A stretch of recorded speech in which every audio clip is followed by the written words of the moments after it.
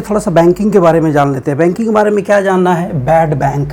Bad bank क्या है, चलिए इसको आज हम लोग देखेंगे कि बैड बैंक क्या होता है और इसका कॉन्सेप्ट कहाँ से आया, क्यों आया, इसको समझना है। तो एक्चुअली बैड बैंक क्या है? तो bad bank actually Indian government द्वारा फॉर्म किया गया है। यह फॉर्म इसीलिए किया गया है कि जो एनपीए होता है, एनपीए का जो घाटा है इससे कैसे बाहर निकला जाए, एनपीए कैसे कम हो, इसके लिए जो कमेटी बनी थी उसी कमेटी का रिकमेंडेशन जो था इसमें था किसी भी तरह से एनपीए से बाहर निकलना जरूरी है तो आरबीआई का गाइडलाइंस से और आरबीआई के रूल्स को फॉलो करते हुए बैड बैंक का कॉन्सेप्ट आया है। चलिए अभी हम लोग इसको डिटेल्स में देख लेते हैं कि ये बैड बैंक क्या है। तो सबसे पहले ये जान लीजिए कि बैड बैंक का कॉन्सेप्ट इसीलिए आया क्योंकि बात आई एनपीए की। एनपीए क्या होता है ये आप जानते हैं, नॉन परफॉर्मिंग एसेट्स होता है।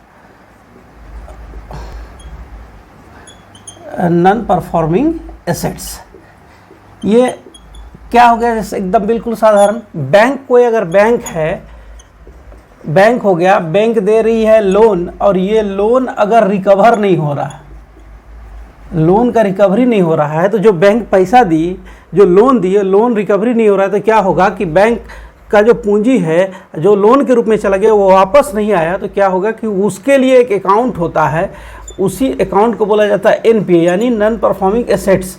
इस अकाउंट में उस लोन के पैसे को जिसकी संभावना अब लौटने की न के बराबर हो उसे क्या किया जाता है कि डाल दिया जाता है। अब क्यों डाला जाता है चलिए इसको देख लीजिए। तो इसके लिए एक कमेटी बनी थी, एनपीए में सुधार के लिए एक कमेटी बनी थी। उस कमेटी का सुनील मेहता कमेटी 2018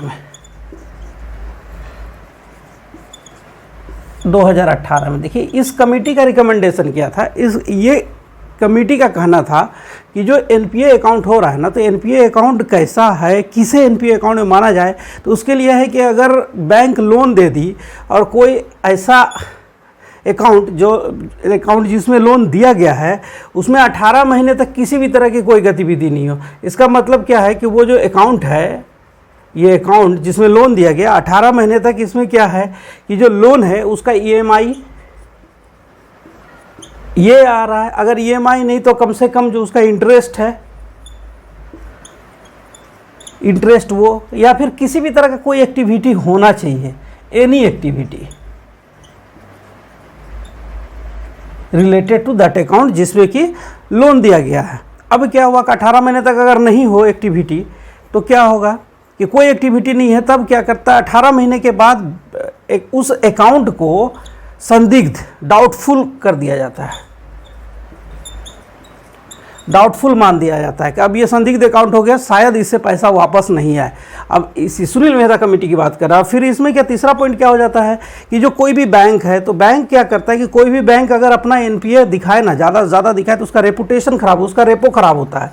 तो रेपो से बचने के लिए क्या करता है कि कोई भी बैंक एनपीए में डालने से पहले बार बार सोचती है कि नहीं अगर मेरा रेपुटेशन खराब हो जाए। लेकिन कहा गया कि अब नहीं है, सुनील मेहता कमेटी में स्पष्ट किया गया कि जो एनपीए है, एनपीए के लिए जो ऑडिटिंग होगा, ऑडिटिंग जो बैंक का होगा ये आउटसाइडर से होगा। कौन करेगा? आउटसाइडर।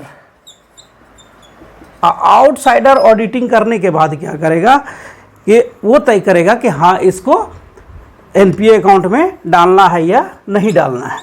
अब ये तो कहानी हो गई एनपीए अकाउंट की, लेकिन हम लोग को जानना क्या, हम लोग को जानना है बैड बैंक। चलिए इसको जानते हैं।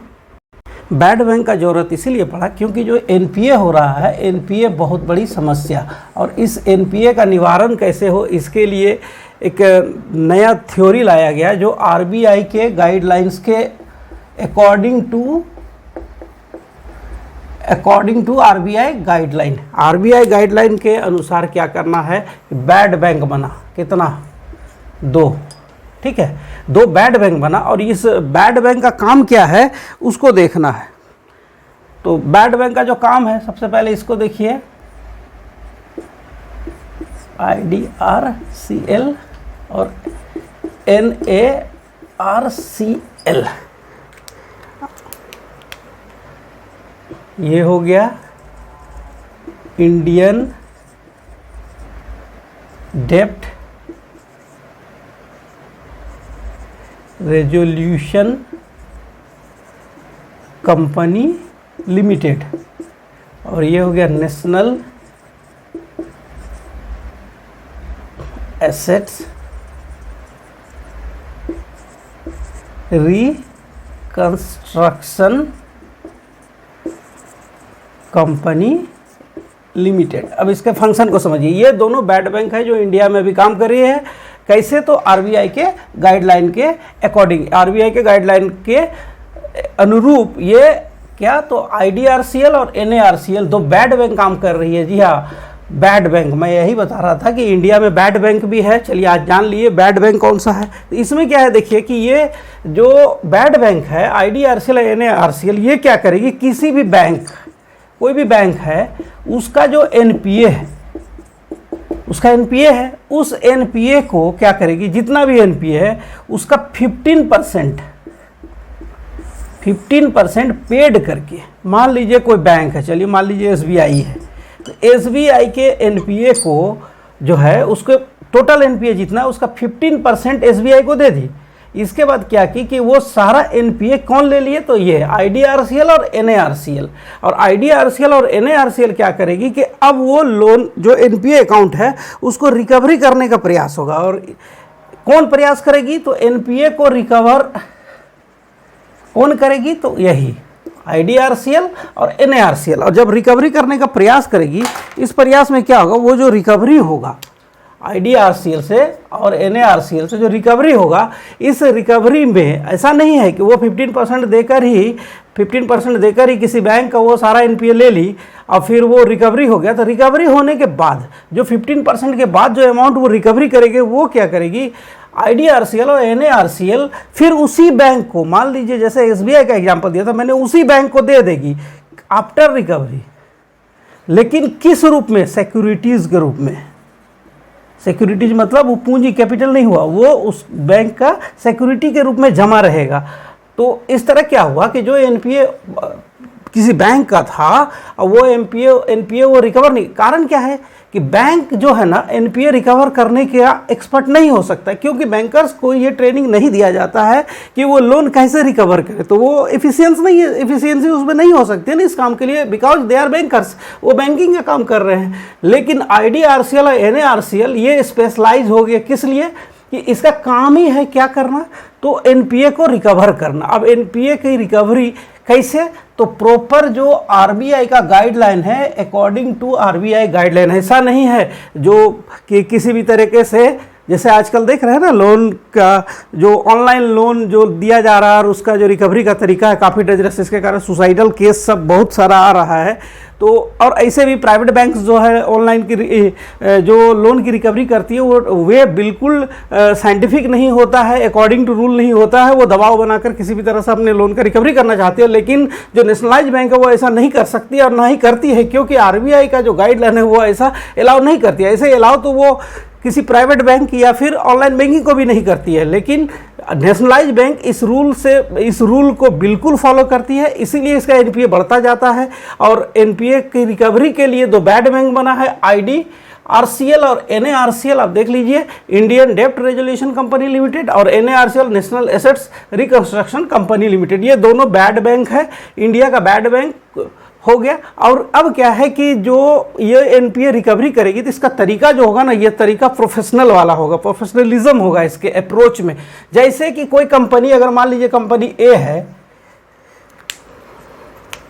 ये कंपनी मान लीजिए कंपनी ए है, तो कंपनी ए अगर लोन ली है तो सबसे पहले ये क्या करेगी, प्रयास करेगी क्या इस कंपनी को बचाया जा सकता है। अगर रिवाइवल का कोई भी गुंजाइश हो तो फिर इसको रिवाइव किया जाएगा, ठीक है। और क्या है कि अगर रिवाइवल का गुंजाइश ही ना हो तब क्या होगा कि इसको अटैच कर दिया जाएगा।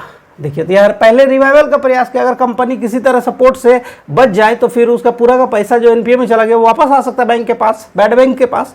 अगर नहीं तो फिर अटैच होगा। और तीसरा इसमें क्या है कि जो कोई कंपनी जो है ये कोई मॉर्गेज जो रखी है ना, तो इसका मॉर्गेज जो रखा हुआ है उसका असेसमेंट सही तरीके से होना जरूरी है, मतलब उसका मूल्यांकन सही होना बहुत जरूरी है कि वो जो मॉर्गेज रखा है उसका मूल्यांकन बिल्कुल ही सही होना जरूरी है। तो ये जो फैक्ट है ये जानना जरूरी है कि बैड बैंक क्या होता है। तो बैड बैंक हम लोगों ने देख लिया, आरबीआई गाइडलाइन के तहत जो बैड बैंक है आईडीआरसीएल और एनआरसीएल, ये दोनों भारत के बैड बैंक है। जिसकी जिम्मेदारी क्या है, इसकी जिम्मेदारी है जो एनपीए में जो रुपया फंसा हुआ है पर नॉन परफॉर्मिंग एसेट्स बैंक का है, उसकी उगाही आरबीआई के प्रॉपर गाइडलाइन के तहत करना और फिर उसको सिस्टमेटिक ढंग से 15% देकर उसके एनपीए खरीदना, और फिर जब उस एनपीए का जितना ज़्यादा रिकवरी होगा उस रिकवरी को सिक्योरिटीज़ के रूप में फिर उसी बैंक को लौटा देना। यह एक इम्पॉर्टेंट